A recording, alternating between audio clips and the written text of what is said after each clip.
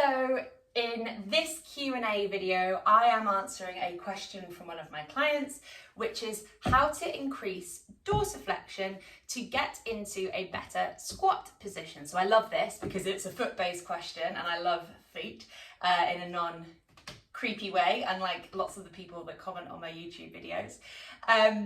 But yeah, this is kind of twofold. So I'll explain a little bit about squatting and what dorsiflexion is, and then I will talk about how you can increase dorsiflexion outside of your squat, and then also talk about how you can increase dorsiflexion when you're actually in your squat as well, because there's some compensations that people will do a lot of.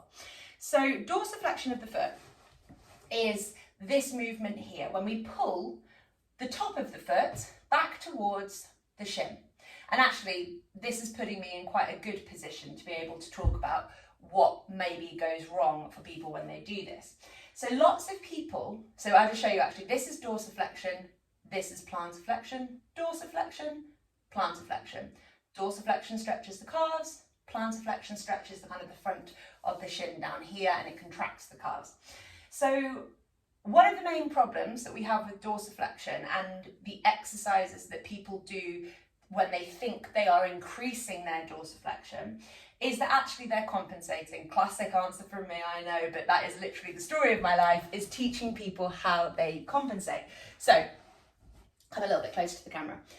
This is dorsiflexion of the foot. I am pulling from the top of my foot, this bit of my foot, I'm not pulling back from my toes. So you will see loads of people in a yoga class or similar where the instructor says, flex your foot. And what they're doing is this. They like pull their, oh, I can't pull my fifth toe back, that's weird. They pull back from the toes. But can you see there how my foot is still pointed away in dorsiflexion? I'm flexing my toes, I'm not flexing my foot. So point number one, make sure that your foot is actually hinging around the ankle in this way, and that you're not just pulling your toes back and not moving the top of your foot. So that's compensation number one. You're not flexing your foot, you're flexing your toes. The other thing that I see a lot of is people flex the foot and they're actually pulling the big toe towards their body, but the fifth toe is pointed away from them. This is supination of the foot. So if you just lift your inner edge of your foot and your big toe towards you, and the fifth toe and the edge of the foot is further away, that's not dorsiflexion of the foot. So you're not waking up the right muscles, as this is a different range of movement. You've got to make sure that the edge of the outside of the foot and fifth toe are as pulled back as the inner toe. So I'm just trying to think, what else do I see in terms of dorsiflexion? Yeah, so those are two things to think about. If you're doing exercises to increase your dorsiflexion, ask yourself, am I dorsiflexing? Am I just moving my toes, or am I pulling my big toe towards me but not thinking about the outside edge of the foot? That's point number one. What else can I say? So to increase dorsiflexion, to get into a better squat position, there's so many exercises that you can do. It's kind of hard to even get started, but foot circles, points and flexes, lying supine with towels and block, wall drop. These are all things you can see on my YouTube, by the way. There are so many exercises that you can do to increase your dorsiflexion, but you need to make sure that you are actually dorsiflexing and not compensating when you're trying to do these exercises. Secondly, I completely have a mind blank. What was I going to say? Oh, I've completely lost what I was about to say. Increasing dorsiflexion to get into a better squat position. I'm going to go on to the next bit and hope. Oh, I know what I was going to say.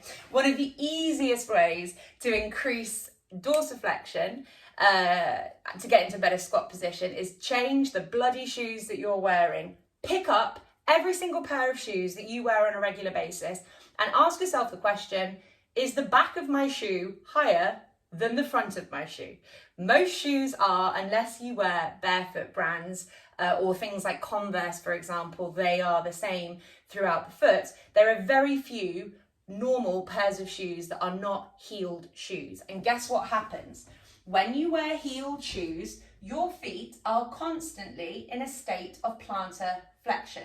There is literally nothing that your body can do to get you full dorsiflexion of the foot if you are wearing shoes where the back of the foot is higher than the front of the foot.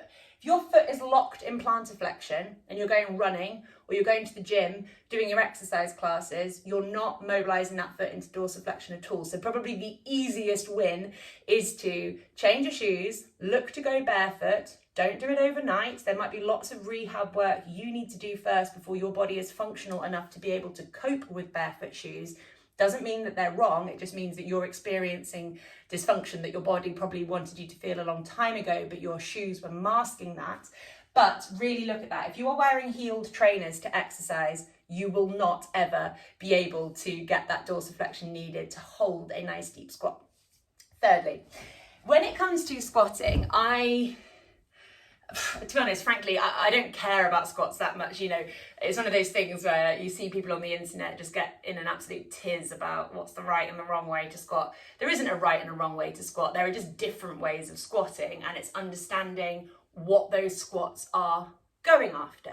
So one of the things that I see a lot of when people are squatting is that they splay their feet out to the side and their feet roll in on the inside edge. And this is their body avoiding dorsiflexion. So I'm trying to demonstrate this. So you see people, they have their toes wider than the ankles. I don't know if I'm gonna be able to do this. The weight of their body goes onto the inside edge. They come down and they're like this. They're not as grounded on the outside edge of their feet as they are the inside edge, and their feet are splayed.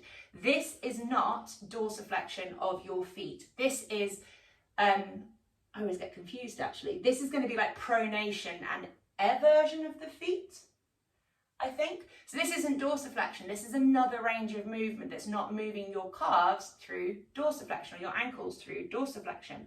So rather than trying to come down in this dysfunctional way, well, it's not dysfunctional, it's not dorsiflexion. So rather than just trying to come down and prove to yourself and everybody in your yoga class that you can do a deep squat just like them, when actually, if your aim is to get dorsiflexion, you're really not getting this here. This is very passive. This isn't like necessary, I mean, it doesn't hurt my knees, but I can kind of feel it in my knees. My muscles aren't working very well. We probably want to bring ourselves up higher so that we can control the position of our toes, ankles, knees, and hips. So to try and squat with actually parallel feet, where we keep the weight even on the inside edge and the outside edge, this is dorsiflexion of the feet, because it's just the way that the shins move over the ankles mean that this is dorsiflexion in comparison to what happened before. You will find this probably much harder. That's why people don't want to do it. So when we come down into the squat, when our feet are parallel like this, you might not be able to go so far, but this is going to require the backs of your calves to dorsiflex. So it's going to look more like this. We're keeping the weight even on the inside edge and the outside edge of our feet. Our big toes stay grounded. So if the big toes lift, that's instability of the hip showing itself up. And this is not collapsed through the feet. This is really active through my feet. They're having to work hard and my calves are in dorsiflexion. But you may not be able to come this low. You may be more like that, and that's absolutely fine. If your intention is that you want to teach your body to do loaded dorsiflexion of the ankle, then you're probably better off just squatting and staying here than trying to go all the way down, all wiggly woggly, all the knees go because of all the instability through the legs, and that's just not dorsiflexion. So another really good way of teaching a squat where we dorsiflexion the feet is to get a chair, a door handle, something similar, truly parallel, hip width, feet apart, keeping our big toes grounded, and we're only going as low as we can, keeping the big toes grounded. Weight is even between the inside edge of the feet and the outside edge of the feet. We're tilting the pelvis slightly forwards into an anterior pelvic tilt, slowly lowering ourselves down, and we're just going to go as far as we can without the big toe lifting up and without losing the pelvic position. So we don't really want to be squatting down with this posterior tilt because it's not using the hips quite in the right, or in the engaged way. As I said, there's no right or wrong, there's just different, but it depends on what you want to achieve with what you're trying to do. So you can hold yourself in this deep squat for a minute, 2 minutes, and you should feel how it's stretching your calves, maybe working the fronts of your shins. And from the front, it looks like this, parallel feet, not like this. So that is hopefully helpful. Again, massive brain dump from me as ever, but it is me answering in some capacity the answer to how to increase dorsiflexion to get into a better squat position. And yeah, firstly, do exercises outside of the squat to increase the dorsiflexion, like supine foot circles and point and flexes, wall drop, lying supine with towels and block, as some ideas are hundreds more. Secondly, make sure you're actually dorsiflexing your feet and not compensating. And thirdly, make sure that when you're squatting, you're dorsiflexing your feet, not compensating through the ankles and feet. So hopefully that helps, and I'll see you soon. Bye.